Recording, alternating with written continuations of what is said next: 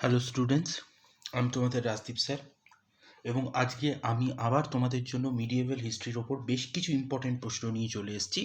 যেই প্রশ্নগুলো তোমাদের পরবর্তী এক্সামে কিন্তু আসতে পারে বা সামনে যে কটা এক্সাম তোমাদের আসছে প্রত্যেকটা এক্সামের জন্য কিন্তু তোমাদের ইম্পর্টেন্ট।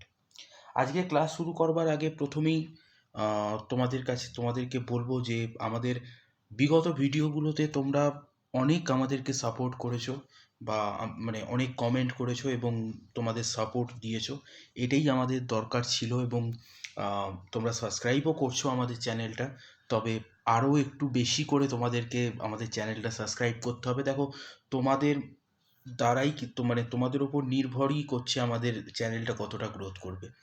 তো সেই কারণে নিজেদের বন্ধু বান্ধবদের মধ্যে একটু ছড়িয়ে দাও এবং বেশি বেশি করে আমাদের চ্যানেলটাকে একটুখানি মানে সাবস্ক্রাইবার একটুখানি বাড়িয়ে দাও।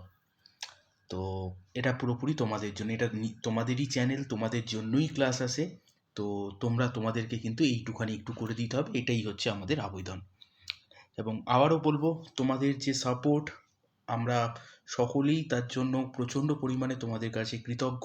তোমাদের যে কমেন্টসগুলো, তোমাদের যে লাইকগুলো, সেগুলো আমাদেরকে আমাদের প্রত্যেকটা ভিডিওতে, তোমাদের যে কমেন্ট, প্রত্যেকটা ভিডিওতে তোমাদের যে লাইক, সেগুলো কিন্তু আমাদের ভবিষ্যতে আরও ভালো ভালো ভিডিও বা আরও ভালো ভালো নতুন নতুন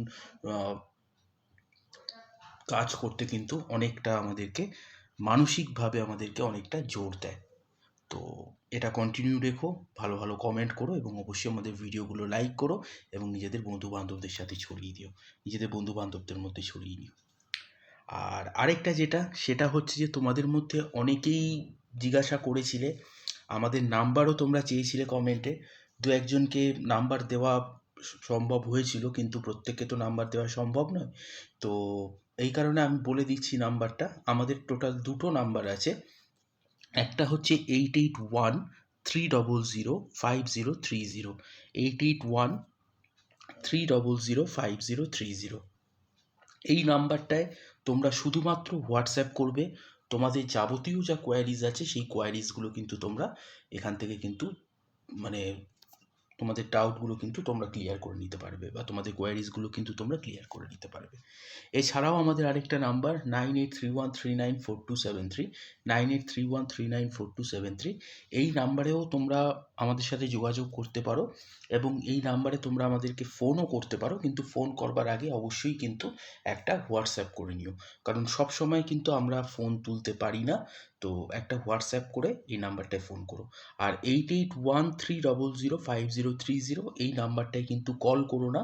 কল কিন্তু এই নাম্বারে তোমাদের যাবে না। এই নাম্বারে কিন্তু তোমরা শুধুমাত্র হোয়াটসঅ্যাপ করে নিও, ঠিক আছে? এবং তোমাদের মধ্যে অনেকে আমাদের কে জিজ্ঞাসা করছিলে যে আমাদের মানে আমাদের ব্যাচের সম্পর্কে জিজ্ঞাসা করছিলে, যে আমাদের থিওরি ক্লাস হচ্ছে কিনা বা আমাদের কী কী বিষয়ের ওপর আর কি ক্লাস হয়। তো তোমাদেরকে জানিয়ে রাখি, আমাদের প্রত্যেকটা বিষয়ের ওপর ক্লাস হয়। আমাদের এটিসির প্রত্যেকটা বিষয়ের ওপর অভিজ্ঞ ফ্যাকাল্টিসদের দ্বারা আমাদের কিন্তু পেড ক্লাস হয়। তো সেখানে কিন্তু তোমাদের থিওরিতে আমরা এখানে যতটা সম্ভব একটা ছোট ক্লাসের মধ্যে তোমরা দেখতেই পাচ্ছ তোমাদের কতটা ইনফরমেশন আমরা দেওয়ার চেষ্টা করছি বা কতটা শেখানোর চেষ্টা করছি। তো একটা থিওরি ক্লাসে নিশ্চয়ই তোমরা বুঝতে পারছো যে আমরা আমাদের স্টুডেন্টদেরকে কতটা ইনফরমেশন দিতে পারি বা কতটা সিরিয়াসলি আমরা তাদেরকে ক্লাসগুলো করাই, ঠিক আছে? তো অবশ্যই যারা তোমরা আমাদের সাথে থিওরি ক্লাস করতে চাইছো, তারা কিন্তু অবশ্যই বা পেড প্র্যাকটিস ক্লাসও আমাদের একটা আছে। তোমরা যারা আমাদের সাথে পেড প্র্যাকটিস ক্লাসটাও করতে চাইছো, তারা কিন্তু অবশ্যই 8813005030, 8813005030 এই নাম্বারটায় হোয়াটসঅ্যাপ করে নিতে পারো, কিংবা 9831394273 এই নাম্বারটায় কল করতে পারো, কিন্তু কল করবার আগে অবশ্যই একটা মেসেজ করে নিতে পারো। তো চলো আজকের ক্লাসটা আমরা শুরু করি।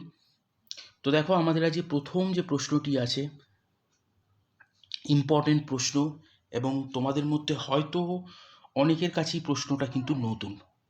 তো ভালো করে দেখো, বলা হচ্ছে, দেখো, dash created a new system of musicology called Indraprastha mata and চতুর্দাদি চতুর্দান্দি চতুর্দান্দি সম্প্রদায়। তো এই দুটো মিউজিকোলজি কে আর কি তোমার এই মানে সিস্টেম অফ মিউজিকোলজি এই দুটো কে ক্রিয়েট করেছিলেন? তো দেখো আমাদের এখানে যে যারা যারা অপশানে আছে তারা আছেন হচ্ছে তোমার দেখো ভীমসেন যোশী, আমির খসরু, উস্তাদ গুলাম আলী এবং হচ্ছে আলী আমজাদ, এই আজমত। তো আমাদের এখানে অ্যান্সার হবে হচ্ছে দেখে রাখো আমির খসরু। ঠিক আছে, আমাদের এখানে অ্যান্সার হবে হচ্ছে আমির খসরু।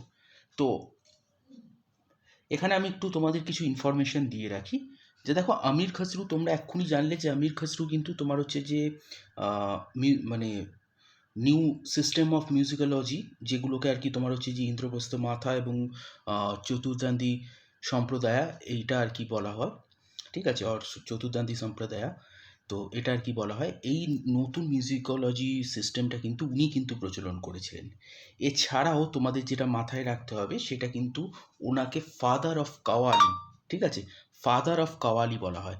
বা এই যে কাওয়ালি সং, যেটা কাওয়ালি সংয়ের ক্রিয়েশনের যে ক্রেডিট, সেটা কিন্তু আমরা এই আমির খসরুকেই কিন্তু দিতে পারি।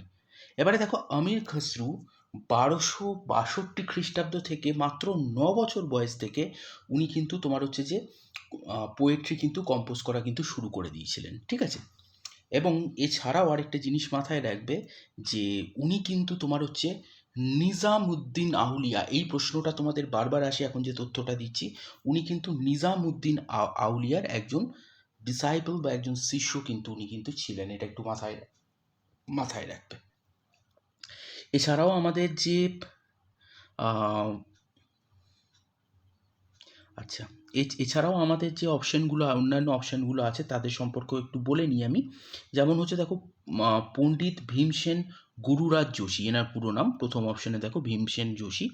তো পণ্ডিত ভীমসেন গুরুরাজ যোশী ইনি কিন্তু তোমার হচ্ছে যে ক্লাসিক্যাল সিঙ্গার ছিলেন, হিন্দুস্তানি ক্লাসিক্যাল সিঙ্গার ছিলেন, কর্ণাটক থেকে ইনি আর কি বিলং করতেন। আর খয়াল সঙ্গীতের জন্য, ঠিক আছে, খয়াল সঙ্গীতের জন্য ইনি কিন্তু তোমার হচ্ছে যে প্রচণ্ড পরিমাণে কিন্তু ফেমাস ছিলেন। ইনি 2009 খ্রিস্টাব্দে আর কি তোমার হচ্ছে যে ভারতরত্ন পেয়েছিলেন। আর এনার কে আর কি তোমার হচ্ছে যে গড অফ সিঙ্গিং বা গড অফ মিউজিক বলেও কিন্তু এনাকে জানা যেত, বা ইনি কিন্তু পরিচিত ছিলেন। এটা একটু মাথায় রাখবে।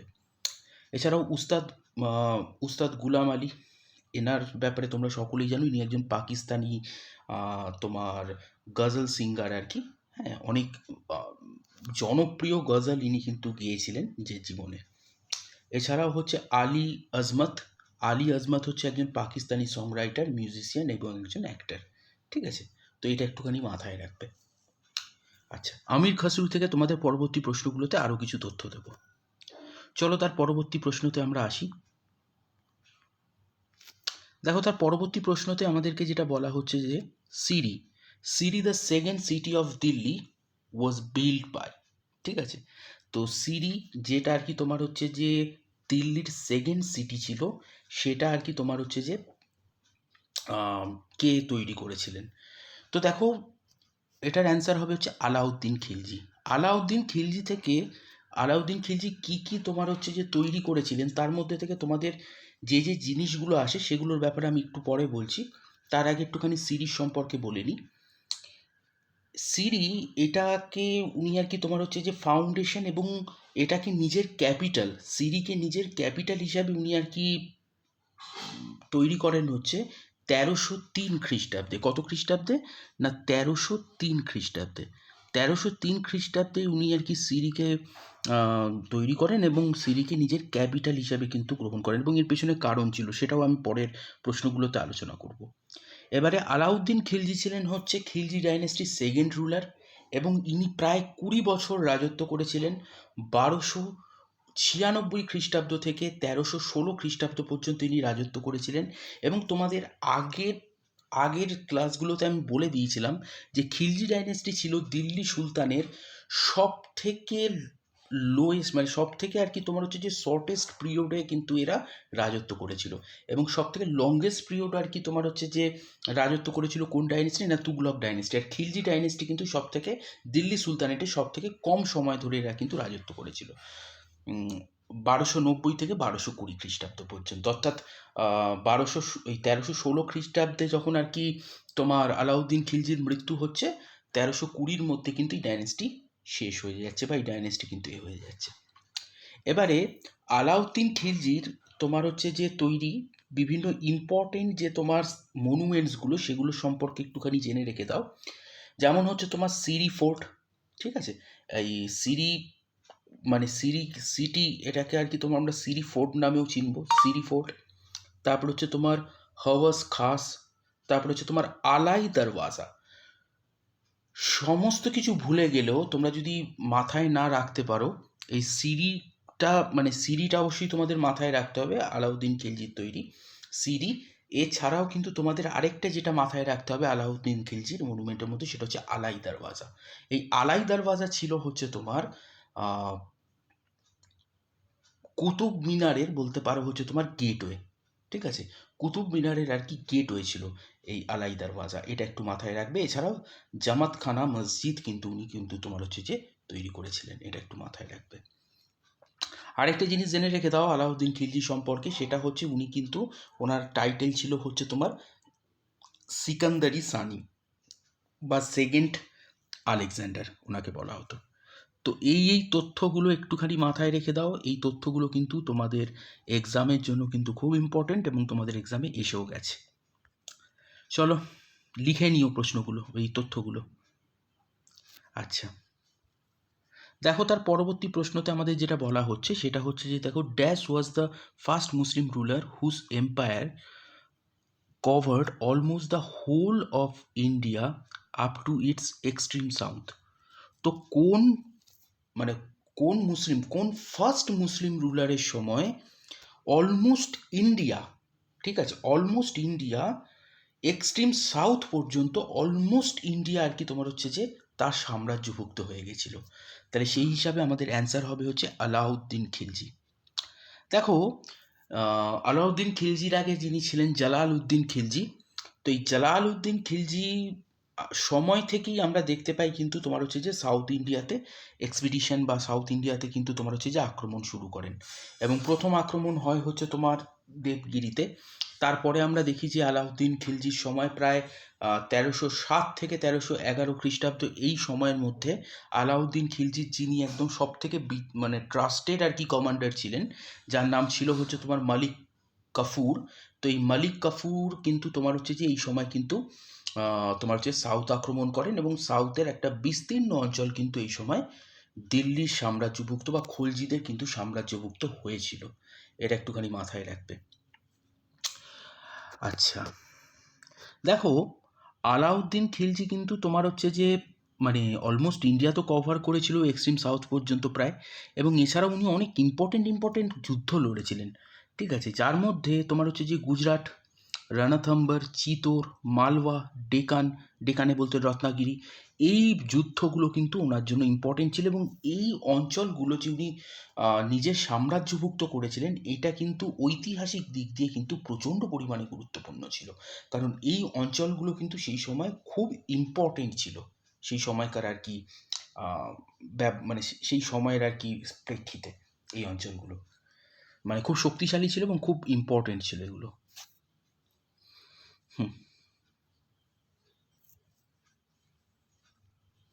আচ্ছা, তো চলো তার পরবর্তী প্রশ্নতে আমরা আসি।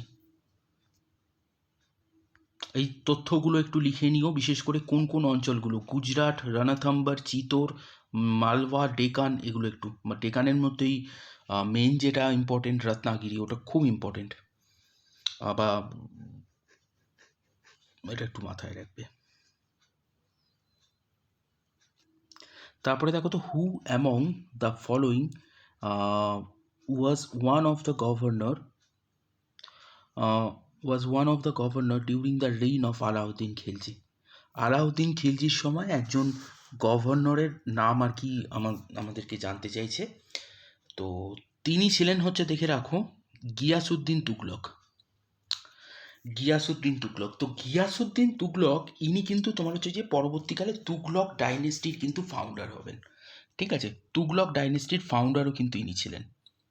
আচ্ছা, 1320 খ্রিস্টাব্দে যখন তোমার খিলজি ডাইনেস্টি খুবই দুর্বল, খুসরু শাহ রাজত্ব করছেন। অ্যাকচুয়ালি খুসরু শাহ খিলজি ডাইনেস্টির কোনো সদস্য ছিলেন না, তো আমি খুসরু শাহ সম্পর্কে পরে তোমাদেরকে বলবো। তো খুসরু শাহ যখন রাজত্ব করছেন, তো সেই রকম সময় আমরা দেখতে পাই যে তুগলক তুগলক ডাইনেস্টির ফাউন্ডার অর্থাৎ গিয়াসউদ্দিন তুগলক কিন্তু তোমার হচ্ছে যে দিল্লি সুলতানেটে কিন্তু তোমার হচ্ছে যে আধিপত্য কিন্তু স্থাপন করেছিলেন।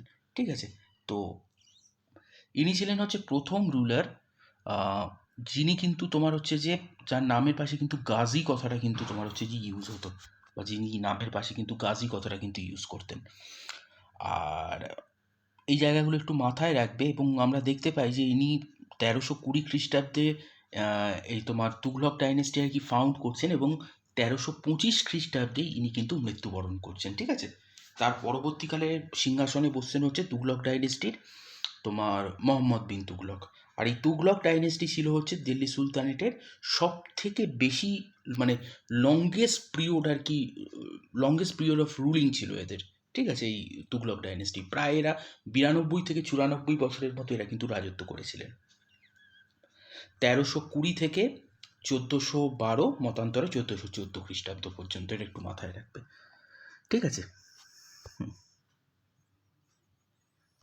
এবারে দেখো এখানে শামসুদ্দিন ইলতুৎমিশের কথা আছে যখন, তখন শামসুদ্দিন ইলতুৎমিশের ব্যাপারেও আমি একটুখানি বলে দিই।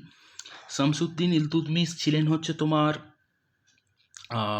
ইনি কিন্তু তোমার হচ্ছে ছিলেন এই স্লেভ ডাইনেস্টির আর কি বলতে পারি আমরা, মানে স্লেভ ডাইনেস্টির ইনি আর কি রুলার ছিলেন, এবং ইনি ইলবারি ট্রাইবের কিন্তু মানুষ ছিলেন। ঠিক আছে, ইলবারি ট্রাইবের মানুষ ছিলেন, এবং এই কারণে স্লেভ ডাইনেস্টির আরেকটা নামও কিন্তু ইলবারি ডাইনেস্টি হয়েছিল, এটাও একটু মাথায় রেখে দাও। আচ্ছা, তারপরে যিনি আছেন জালালউদ্দিন খিলজি। জালালউদ্দিন খিলজি ছিলেন হচ্ছে তোমার এই খলজি ডাইনেস্টির কিন্তু ফাউন্ডার ছিলেন ইনি। আর নাসিরউদ্দিন মেহমুদের সম্পর্কে তোমাকে আগের দিনকে বলেছিলাম যে এনাকে আর কি বলা হতো হচ্ছে তোমার ফকির কিং বা দরবেশ কিং অফ দিল্লি এনাকে বলা হতো। ঠিক আছে, কারণ এনারা এতটাই সিম্পল লাইফস্টাইল ইনি লিড করতেন। স্লেভ ডাইনেস্টির রুলার ছিলেন ইনি। বলবানের আগে আর কি ইনি সিংহাসনে বসেছিলেন। ঠিক আছে, তো এই তথ্যগুলো একটুখানি নিয়ে নিও। দেখো প্রত্যেকটা প্রশ্ন থেকে কিন্তু আমরা 4-5টা করে তথ্য আলোচনা করছি, বা বলতে পারো 4-5টা এমন তথ্য আলোচনা করছি যেগুলো তোমাদের এক্সামে কিন্তু আসতে পারে বা এসে গেছে। ঠিক আছে, তাহলে এক একটা প্রশ্ন থেকে কিন্তু আমরা প্রায় 4-5টা করে প্রশ্ন কিন্তু আলোচনা করছি, এটা একটু মাথায় রেখো।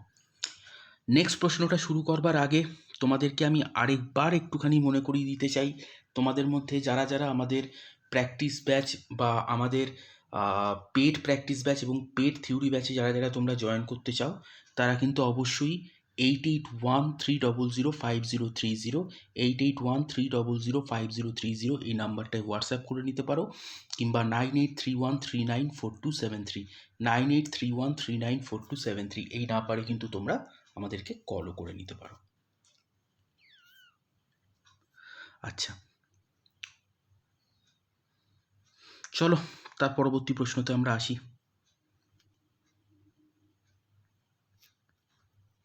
তো এখানে আমাদের যেটা বলা হচ্ছে দেখো, who was the last ruler of Baghela dynasty of Gujarat after whose defeat the kingdom was pass to Alauddin Khilji.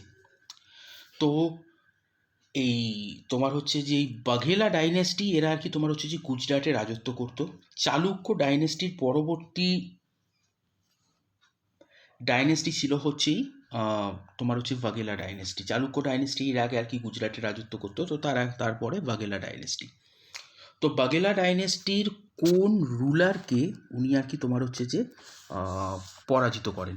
ঠিক আছে, তো এখানে আমাদের যেটা অ্যান্সার হবে সেটা হবে হচ্ছে তোমার কর্ণদেব।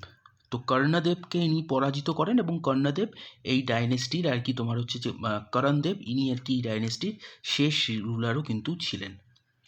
আমরা যেটা দেখতে পাই যে 1304 খ্রিস্টাব্দে ইনি দুবার আক্রমণ চালিয়েছিলেন, একবার 1299 এর দিকে এবং তারপরে তোমার হচ্ছে যে 304 খ্রিস্টাব্দ।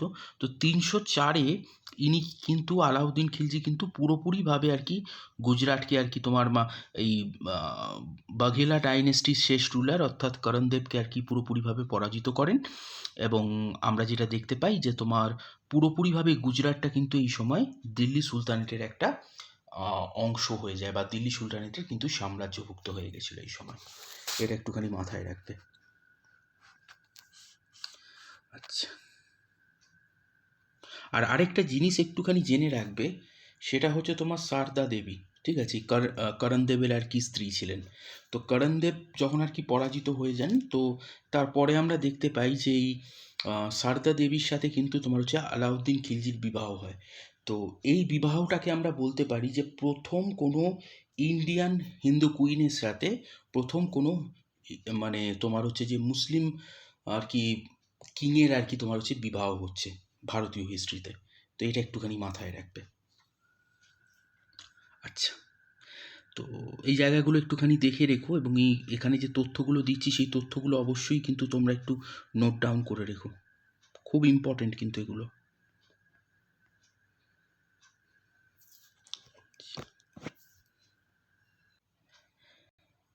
আচ্ছা, দেখো এই প্রশ্নটা আমাদের যেটা বলা হচ্ছে যে Alauddin Khilji constructed a new garrison town for his soldiers named. তো আলাউদ্দিন খিলজি একখানা তোমার নতুন গ্যারিসন টাউন আর কি তোমার তৈরি করেছিল, যেটার নাম ছিল হচ্ছে, নামটাই আমাদের কাছে জানতে চেয়েছে, সেটা ছিল হচ্ছে তোমার সিরি। ঠিক আছে, সিরি। দেখো এখানে একটা জিনিস তোমাদেরকে মাথায় রাখতে হবে, এই সিরি কিন্তু আরেকটা নামে বিশেষভাবে পরিচিত ছিল, সেটা ছিল হচ্ছে তোমার সিরি ফোর্ট। ঠিক আছে, সিরি ফোর্ট নামেও কিন্তু এটা বিখ্যাত ছিল। তোমাদের কাছে যদি জানতে চাই যে সিরি ফোর্ট, তাহলে কিন্তু তোমরা কনফিউজ হয়ে যেও না, মানে এই তোমার সিরি টাউনের কথারই কথা বলা হচ্ছে, এটা একটু মাথায় রাখবে। তো সিরি ফোর্ট সম্পর্কে একটুখানি বলি। দেখো সিরি ফোর্টটা তোমার তৈরি করা হয়েছিল হচ্ছে 1303 খ্রিস্টাব্দে। ঠিক আছে, তো এইটা ছিল হচ্ছে তোমার মানে মিডিয়েভেল দিল্লির মানে দ্বিতীয় সিটি, মিডিয়েভেল দিল্লির দ্বিতীয় সিটি। টোটাল তোমার 7খানা আর কি সিটিজ আছে। তো অনেক ঐতিহাসিক মনে করেন 8টা সিটিস। তো টোটাল আর কি মানে কেউ মনে করেন 7টা সিটিস, বা কেউ মনে করেন হচ্ছে 8টা সিটিস। তো আমি তোমাদের লিস্টগুলো বলে দেবো, এই ক্লাসেই বলে দেবো তোমাদের, তোমরা একটু লিখেও নেবে। আর সিরি ফোর্ট আমরা যেটা দেখতে পাই যে এই 7টা বা 8টা সিটির মধ্যে কিন্তু মিডিয়েভেল দিল্লির সেকেন্ড আর কি সিটি ছিল। ঠিক আছে, এটা একটু মাথায় রাখবে। এবং 1303 খ্রিস্টাব্দে এটা তৈরি হচ্ছে, এবং এই সিরির 7খানা গেট ছিল। ঠিক আছে, এই সিরির কিন্তু তোমার হচ্ছে যে 7খানা গেট ছিল, 7 গেট ছিল এই সিরির। ঠিক আছে, এটা একটা বলতে পারো যে তোমার ফোর্ট সিটি ছিল এটা। তো এটা কিন্তু তোমার হচ্ছে যে 7 গেট ছিল। এবং এটা কেন তৈরি করা হয়েছিল, এটার পেছনে কারণ ছিল হচ্ছে, দেখো আলাউদ্দিন খিলজির সময় কিন্তু সব থেকে বেশি তোমার হচ্ছে যে এই মঙ্গল আক্রমণ কিন্তু ভারতবর্ষতে হয়েছিল। তো এই মঙ্গল আক্রমণকে এক প্রকারে প্রতিরোধ করবার জন্য উনি কিন্তু এই সিরি ফোর্ট কিন্তু তোমার হচ্ছে যে বা সিরি টাউন কিন্তু উনি কিন্তু তৈরি করেছিলেন। এটা একটুখানি মাথায় রাখবে। আচ্ছা, এবারে তোমাদেরকে আমি একটুখানি বলে দিই যে 7খানা যে সিটি বা 8টা সিটির যে কথা তোমাদেরকে বললাম, 8টা সিটির কথা একটু তোমাদের লিস্টটা একটু বলাচ্ছে। প্রথম সিটি আমরা বলতে পারি হচ্ছে রায়পিথোরা, কিলা রায়পিথোরা। ঠিক আছে, প্রথম সিটি আমরা বলতে পারি রায়পিথোরা। তারপর রায়পিথোরা এটা আর কি তোমার হচ্ছে যে এটা একটা ওল্ডেস্ট সিটি ছিল, যেটা আর কি তোমার কুতুব মিনারের কাছে আর কি অবস্থিত ছিল রায়পিথোরা। এছাড়াও তোমার হচ্ছে যে সিরি সেকেন্ড। থার্ড হচ্ছে তোমার তুঘলকাবাদ, মানে তুঘলক ডাইনেস্টির সময় এটা গঠন হয়েছিল, তুঘলকাবাদ। এটার ব্যাপারে আমি বলে দেবো পরে। তারপর হচ্ছে তোমার জাহাপানাহা। ঠিক আছে, ওয়ার্ল্ড রিফিউজি জাহাপানা। তারপরে হচ্ছে তোমার ফিরোজাবাদ। তারপরে হচ্ছে তোমার পুরানা কিল্লার পাশে একটা তোমার সিটি ছিল, সেই সিটিটার কথা বলা হচ্ছে, বা পুরানা কিল্লাকে কেন্দ্র করে যে সিটিটা ছিল সেটা। তারপর হচ্ছে তোমার শাহজাহানাবাদ। শাহজাহানাবাদ তোমার শাহজাহান আর কি করেছিলেন। এছাড়াও নিউ দিল্লি। অর্থাৎ 1100 খ্রিস্টাব্দ থেকে তোমার 1947 খ্রিস্টাব্দ পর্যন্ত দিল্লিতে যে 8টা সিটি আর কি গঠন হয়েছিল, সেই 8টা সিটির লিস্ট কিন্তু তোমাদেরকে বলে দিলাম, এটা একটু মাথায় রাখবে। ঠিক আছে, তা কি কি বললাম না, কিলা রায় পিথোরা, তারপরে হচ্ছে তোমার সিরি, তুগলকাবাদ, জাহাপানা, ফিরোজাবাদ, পুরানা কিল্লা সিটি, এছাড়াও হচ্ছে তোমার শাহজাহানাবাদ, নিউ দিল্লি, এটা একটু মাথায় রাখবে। 1000 এডি থেকে 1947 এডি পর্যন্ত এই 8টা সিটির একটু নাম তোমাদেরকে মাথায় রাখতে হবে। আচ্ছা, এগুলো কেউ যদি লিখে নিতে চাও তাহলে কিন্তু তোমরা অবশ্যই ভিডিওটাকে পজ করে নামগুলো কিন্তু একটু লিখে নিতে পারো, খুব ইম্পর্টেন্ট এগুলো। আচ্ছা, তারপরের প্রশ্নতে আসি। যে তথ্যগুলো দিচ্ছি প্রত্যেক কটা তথ্য কিন্তু লিখে নিও, সব কটা তথ্য কিন্তু তোমাদের এক্সামের জন্য খুব খুব খুব ইম্পর্টেন্ট, মাথায় রেখো। দেখো, তারপরে পরবর্তী প্রশ্নতে আমাদের যেটা বলা হচ্ছে যে who among the following was the court poet of Alauddin Khilji who wrote the famous poem Hasht Bihisht. ঠিক আছে, তো হসত বিহস্ত এই ফেমাস পোয়েমটা তোমার আলাউদ্দিন খিলজির কোর্ট পোয়েট যিনি লিখেছিলেন তার নাম কি? তো আমাদেরকে যেটা মাথায় রাখতে হবে, তিনি ছিলেন হচ্ছে তোমার আমির খসরু, তুতি হিন্দ বা হিন্দুস্থানের তোতা ওনাকে আর কি বলা হয়, তো এটা একটু মাথায় রাখবে। আর আমির খসরু তোমার হচ্ছে যে একজন মানে তোমাদেরকে কিছু মানে এর আগেই বললাম যে আমির খসরু কিন্তু তোমার নিজামুদ্দিন আউলিয়ার কিন্তু ডিসাইপল ছিলেন, মানে ওনার স্পিরিচুয়াল গুরু বলতে পারো হচ্ছে তোমার এই নিজামুদ্দিন আউলিয়া ছিলেন। উনি তোমার হচ্ছে যে সং তো কম্পোজ করতেন বা মানে উনি একজন কম্পোজার ছিলেন এবং এর সাথে সাথে কিন্তু উনি একজন পোয়েটও ছিলেন। ওনাকে ফাদার অফ কাওয়ালি বলা হয়, এটা একটু আগেই তোমাদেরকে বললাম। আর এছাড়াও একটা জিনিস তোমরা মাথায় রাখবে যে উনি টোটাল 72 বছর বেঁচে ছিলেন, তার মধ্যে 60 বছর উনি কিন্তু তোমার হচ্ছে যে দিল্লি সুলতানেটের 10 জন আলাদা আলাদা সুলতানের কোর্টে কিন্তু উনি পোয়েট বা পোয়েট হিসাবে কিন্তু ছিলেন। ঠিক আছে, 60 বছরে উনি বিভিন্ন সুলতানের সভাগৃহে পোয়েট হিসাবে ছিলেন। ঠিক আছে, এটা একটুখানি ভালো করে মাথায় রাখবে। আচ্ছা, এগুলো একটু ভালো করে মাথায় রাখবে। উনি আর কি তোমার হচ্ছে যে আরবিক, পার্সিয়ান, তুর্কিশ, ঠিক আছে, ব্রজ ভাষা, তারপরে হচ্ছে তোমার হিন্দুস্তানি ভাষা, এই ভাষাগুলোতে কিন্তু উনি প্রচুর কিন্তু তোমার লিখেছিলেন, মানে প্রচুর কিন্তু উনি কিন্তু তোমার হচ্ছে যে কম্পোজ করেছিলেন, সং কিন্তু কম্পোজ করেছিলেন এই ইয়েতে, বা ওনার যে বিভিন্ন ভার্সেসগুলো ছিল সেগুলো কিন্তু উনি কম্পোজ করেছিলেন এই ভাষাগুলোতেই আর কি উনি লিখেছিলেন, বা এর ভাষার ব্যবহারে কিন্তু উনি লিখেছিলেন। এগুলো একটু মাথায় রাখবে আমির খসরু। এবং 10 জন দিল্লি সুলতানেটের কোর্টে কিন্তু উনি ছিলেন 60 বছরে। 72 বছর উনি বেঁচে ছিলেন, মানে উনি জন্মেছিলেন হচ্ছে 1253 খ্রিস্টাব্দে এবং উনি মৃত্যুবরণ করেন হচ্ছে 1325 খ্রিস্টাব্দে। ঠিক আছে, তো 60 বছর বয়স থেকে মানে 60 বছর মানে 12 বছর বয়স সময় থেকে উনি কিন্তু তোমার হচ্ছে যে দিল্লি সুলতানেটের 10 জন সেপারেট রুলারের কোর্টে কিন্তু পোয়েট হিসাবে কিন্তু উনি ছিলেন, এটা একটু মাথায় রাখবে, বা তাদের পৃষ্ঠপোষকতা লাভ করেছিলেন। আচ্ছা, তার পরবর্তী প্রশ্নতে আমরা আসি। এখান থেকে এই প্রশ্নটা থেকে তোমরা বেশ কিছু ইনফরমেশন কিন্তু পাবে, এই প্রশ্নটা তোমাদের জন্য খুব ইম্পর্টেন্টও। দেখো, আমাদের যেটা বলা হচ্ছে দ্য খারাজ ট্যাক্স ইম্পোজড বাই তোমার হচ্ছে আলাউদ্দিন খিলজি ওয়াজ equal to about -% of the পিসেন্ট production.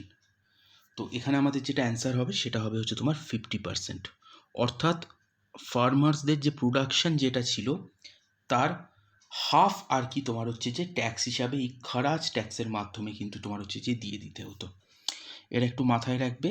এবং মেনলি আর কি খারাজ ট্যাক্সটা আমরা দেখতে পেতাম যে তোমার নন মুসলিমদের ওপরেই আর কি ইম্পোজ করা হতো, এবং তাদেরকে আর কি মেইন আর কি যেটা ছিল তাদেরকে আর কি কনভার্ট করবার, এটা যে তারা যাতে কনভার্ট হয়, তো মেইন আর কি এটা আর কি তোমার হচ্ছে যে নন মুসলিমদের ওপরেই কিন্তু এই ট্যাক্সটা কিন্তু তোমার হচ্ছে যে ইম্পোজ করা হতো, এটা একটুখানি মাথায় রাখবে। তো এই ঘটনার পর আমরা মানে এরপর আমরা দেখতে পাই যে অনেকেই আর কি মুসলিম ধর্ম আর কি গ্রহণ করেছিলেন। যাই হোক, তো এইগুলো একটু মাথায় রাখবে। এটা কিন্তু নন মুসলিমদের ওপর ছিল 50% বিজনেস ট্যাক্স। আচ্ছা, তার পরবর্তী প্রশ্নতে আমরা আসি। তো দেখো, এখানে আমাদের যেটা বলা হচ্ছে যে how many type of taxes were in the reign of the ruler Alauddin Khilji. Alauddin খিলজির এতে মানে আলাউদ্দিন খিলজির সময় টোটাল কতগুলো আর কি তোমার হচ্ছে যে ট্যাক্স আর কি ছিল।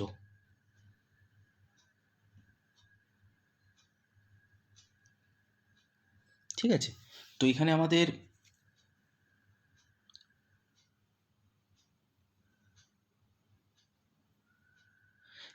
অ্যান্সার হবে হচ্ছে তোমার 3টে। ঠিক আছে, টোটাল আর কি তোমার হচ্ছে যে 3টে আর কি ট্যাক্স ছিল। তো কি কি না, জাকাত, জিজিয়া আর হচ্ছে তোমার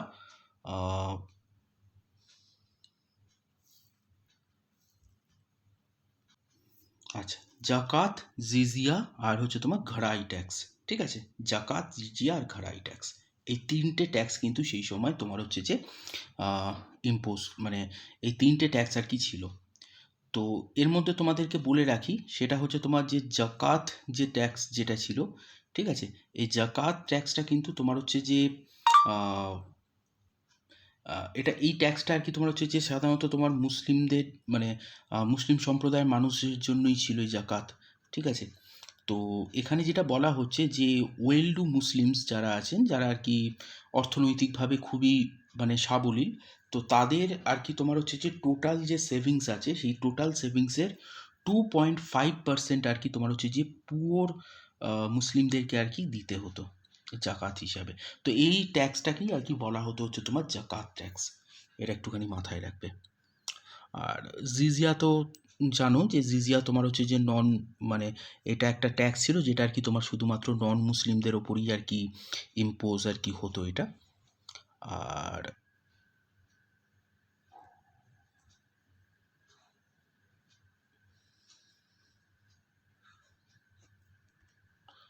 নন মুসলিমদের ওপরই আর কি ইম্পোজ হতো। আর এছাড়াও ঘরগি, এটা আর কি তোমার হচ্ছে যে একটা হাউস ট্যাক্স ছিল। এটা এই 3টে ট্যাক্স একটু মাথায় রাখবে। তাহলে কি ঘাড়ি, তারপরে হচ্ছে তোমার জাকাত এবং হচ্ছে ঘরাই, জাকাত এবং জিজিয়া, এই 3টে ট্যাক্স একটুখানি মাথায় রেখো। আচ্ছা, চলো তার পরবর্তী প্রশ্নতে আমরা আসি। তার পরবর্তী প্রশ্নটা একটু বোঝবার আছে, মানে খুব ভালো প্রশ্ন, খুব বোঝবার আছে, ছেলে মেয়েরা ভুল করে ফেলবে এই জায়গাটা। এখানে যেটা বলা হয়েছে যে এমন কম্বিনেশন, এমন একটা কারেক্ট কম্বিনেশন এখানে চুজ করতে যেখানে আগে রুলারের নাম থাকবে এবং তারপরে তার তোমার হচ্ছে যে তার উত্তরসূরির নাম থাকবে, তার পূর্বসূরির নাম থাকবে। ঠিক আছে, বর্তমান শাসক এবং তার তোমার হচ্ছে পূর্বসূরির নাম থাকবে। তো এই সিকোয়েন্সে আর কি কোনটা সাজানো আছে সেটাকে আমাদের বেছে নিতে বলেছে। তো দেখো, মোহাম্মদ বিন তুগলক, ফিরোজ শাহ। তো ফিরোজ শাহ তুগলক আর কি তোমার হচ্ছে মোহাম্মদ বিন তুগলকের পর হয়েছিলেন। আমাদেরকে এখানে সাজাতে বলেছে যে রুলার এবং তার পূর্বসূরি। তো এই কারণে আমাদের প্রথম অপশানটা হবে না। সেকেন্ড অপশানটা কি বলা হচ্ছে, গিয়াসউদ্দিন তুগলক এবং মোহাম্মদ বিন তুগলক। মোহাম্মদ বিন তুগলকের আগে কিন্তু গিয়াসউদ্দিন তুগলক তোমার হচ্ছে যে সিংহাসনে বসেন। তো এই কারণে এটাও আর কি আমাদের অপশানে আমরা নিতে পারবো না। তো তারপরের অপশানটা আমাদেরকে দেখো যেটা বলা হচ্ছে যে আলাউদ্দিন খিলজি এবং জালালউদ্দিন খিলজি। ঠিক আছে, আলাউদ্দিন খিলজি এবং জালালউদ্দিন খিলজি, এইটা আমাদের অপশানে হবে এই কারণে, কারণ জালালউদ্দিন খিলজি ছিলেন হচ্ছে তোমার জালালউদ্দিন খিলজি রুলার এবং তার পূর্বসূরি ছিলেন হচ্ছে তোমার এই আলাউদ্দিন খিলজি ছিলেন হচ্ছে তোমার রুলার, তার আলাউদ্দিন খিলজির পূর্বসূরি ছিলেন হচ্ছে তোমার জালালউদ্দিন খিলজি। তো দেখো, জালালউদ্দিন খিলজি আমরা দেখতে পাচ্ছি যে তোমার খিলজি ডাইনেস্টি কিন্তু ইনি প্রতিষ্ঠা করেছিলেন 1290 থেকে 1296 খ্রিস্টাব্দ পর্যন্ত উনি আর কি রাজত্ব করেছিলেন।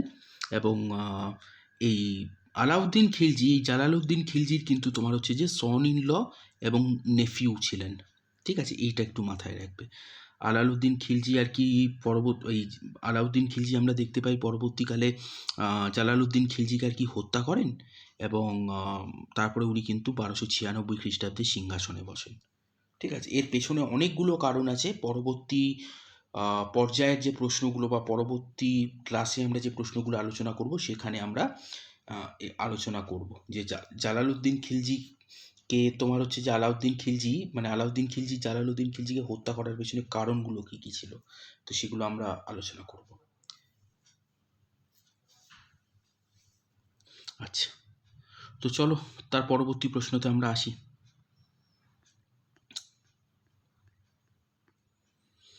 দেখো, তার পরবর্তী প্রশ্নতে আমাদের যেটা বলা হচ্ছে, বহুবার তোমাদের পরীক্ষায় আসে, সেটা হচ্ছে যে তোমার যে during whose reign did the Moroccan traveller Ibn Battuta visited India in the 14th century.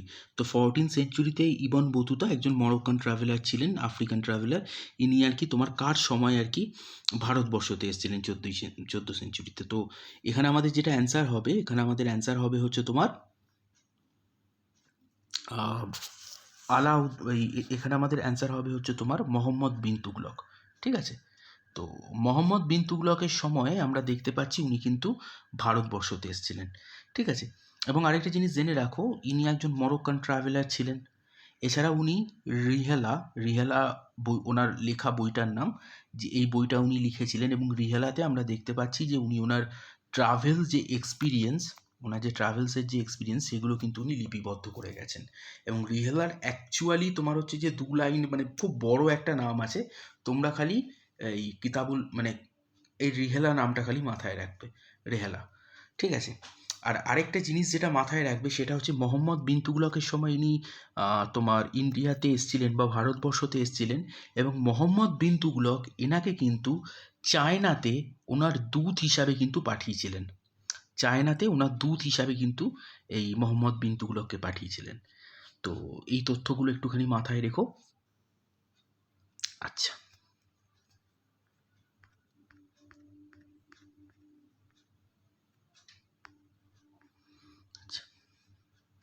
তার পরবর্তী প্রশ্ন এবং আজকের আমাদের শেষ প্রশ্ন, দেখো কি বলা হচ্ছে, in the context of state and administration in the Delhi sultanate the tram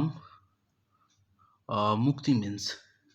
তো ট্রাম মুক্তি মিন্স হচ্ছে তোমার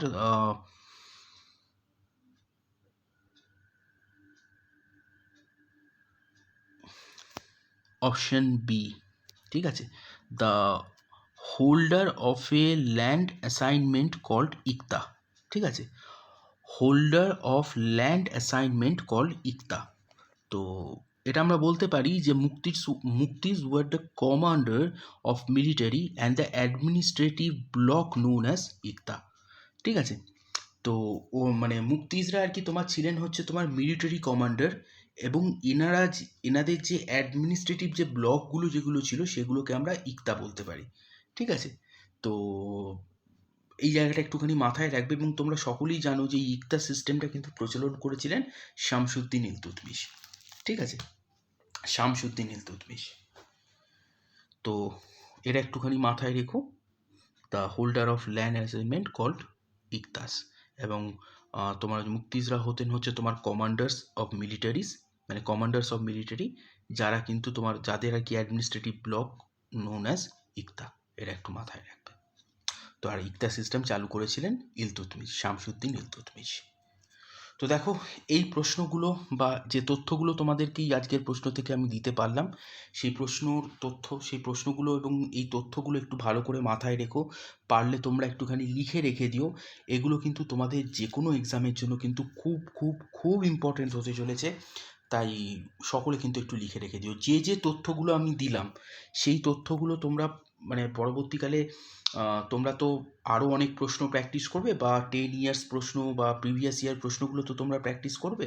তো সেখানে দেখবে আমি যে তথ্যগুলো দিচ্ছি, মানে শুধুমাত্র কোশ্চেন নয়, কোশ্চেনের সাথে সাথে যে তথ্যগুলো তোমাদের দিচ্ছি সেই তথ্যগুলো দেখবে যে হুবাহুভাবে কিন্তু তোমাদের প্রশ্ন এসে গেছে।